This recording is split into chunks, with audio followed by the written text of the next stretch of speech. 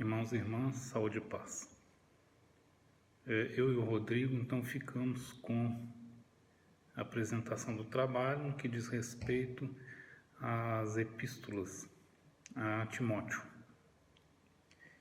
E eu vou falar então da primeira epístola e o Rodrigo vai dar sua colaboração para a segunda epístola. As epístolas de São Paulo a Timóteo são cartas pastorais, dado ao seu conteúdo de orientações com relação à organização da igreja que se iniciava. A primeira epístola de São Paulo a Timóteo deve ter sido escrita na Macedônia, por volta do ano de 64, no intervalo entre o aprisionamento de Paulo em Roma. A segunda epístola foi escrita provavelmente na prisão, no ano de 67. Essas epístolas também têm divergências com relação à autoria, se realmente Paulo teria sido o autor dessas epístolas. Então, mais uma divergência que paira sobre esses escritos. Acredita-se que a primeira epístola a Timóteo não tenha sido escrita por Paulo, em função da forma como Paulo costumava desenvolver seu texto, e a primeira epístola a Timóteo, muito parecida com a epístola a Tito, que aproxima os seus conteúdos e tem uma forma de escrever assim um pouco diferente da que Paulo era acostumado. Haveria uma outra hipótese também de que Paulo tivesse escrito com a ajuda de alguém, já era mais velho e alguém pudesse ter escrito, e ele foi então mais flexível em aceitar sugestões do seu ajudante. A primeira carta, então, começa, como de costume, Paulo dando um endereçamento a quem aquela carta ia, né? Então, depois, em seguida, ele segue dando conselhos à igreja, é a iniciativa que deveriam ter os cristãos. No final do segundo capítulo, Paulo já se dirige às mulheres, orientando-as no sentido de uma vida mais simples, sem extravagância. Fica evidente nessa parte do texto o pensamento machista vigente na época, de forma que parece que se considerava as mulheres assim culpadas do pecado original. Vamos citar aqui a primeira carta de Timóteo, no capítulo 2, versículos de 11 a 14. Durante a instrução, a mulher conserve o silêncio, com toda submissão. Não permito que a mulher ensine ou domine um homem, que conserve, pois, o silêncio. Porque primeiro foi formado Adão, depois Eva. E não foi Adão que foi seduzido, mas a mulher que, seduzida, caiu em transgressão. Então, esse trecho deixa mais ou menos evidente que havia esse sentimento machista mesmo, né? Pensando que a mulher, então, seria a culpada, né, pelo pecado original. No capítulo 3, então, Paulo dá orientações aos ministros ordenados, dando conselhos aos que aspiravam ao episcopado, né? Evidenciando a necessidade de uma transformação em suas vidas, de forma que vivessem a fidelidade à igreja e à palavra. Então, estava claro para Paulo que ele considerava a função do bispo governar a igreja. Cito a primeira carta de Timóteo, no capítulo 3, versículo 5. Se alguém não sabe governar bem a sua própria casa, como cuidará da igreja de Deus? Então, ele achava importante que os homens que se sentiam vocacionados soubessem governar a sua casa, né? Porque deveriam fazer isso na igreja. Os conselhos aos diáconos não são muito diferentes dos conselhos dados aos episcopos, né? Mas não era função do diácono governar a igreja. Terminando o terceiro capítulo, então, Paulo demonstra o desejo de se encontrar brevemente com Timóteo. Mas caso esse encontro não ocorresse, Timóteo saberia como proceder na casa de Deus, que é a igreja.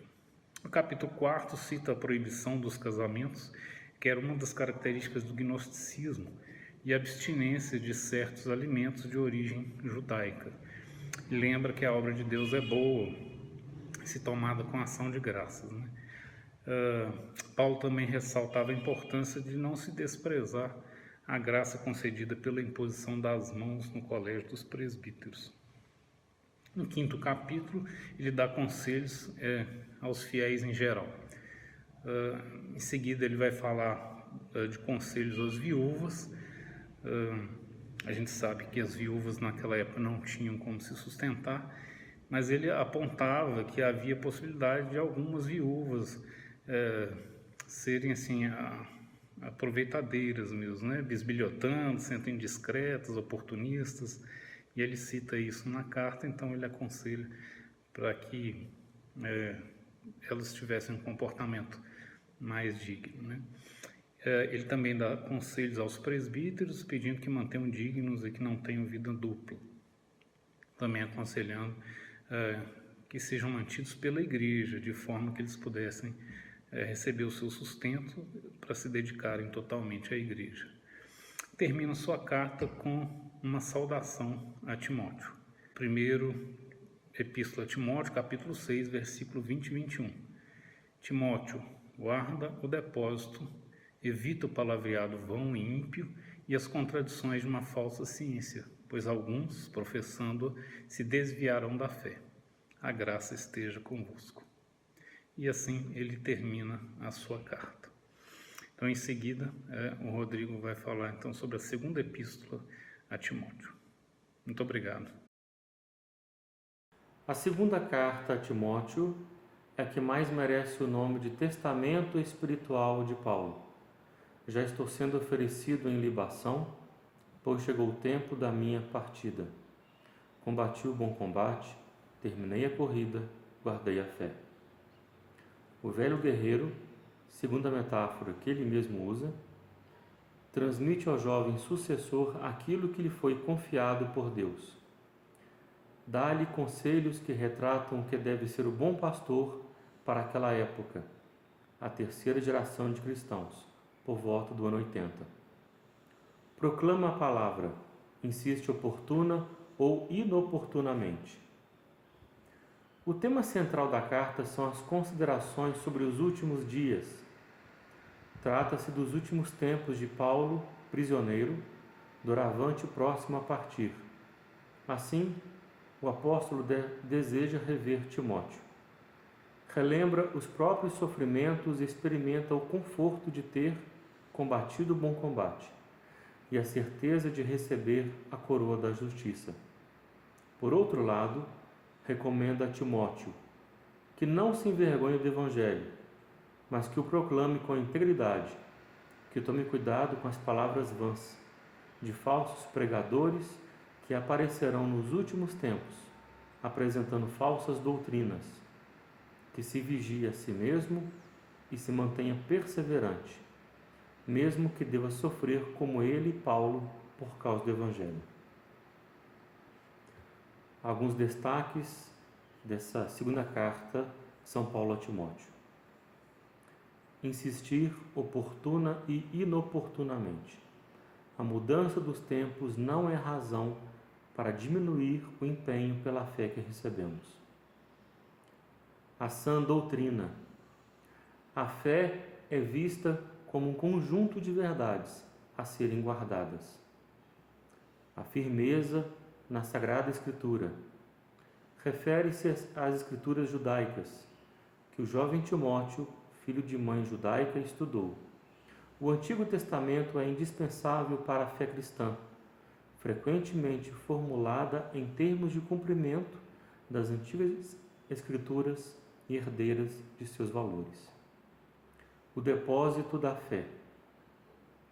Aquilo que foi confiado em depósito deve ser guardado em dois sentidos: não pôr a perder e fazer frutificar.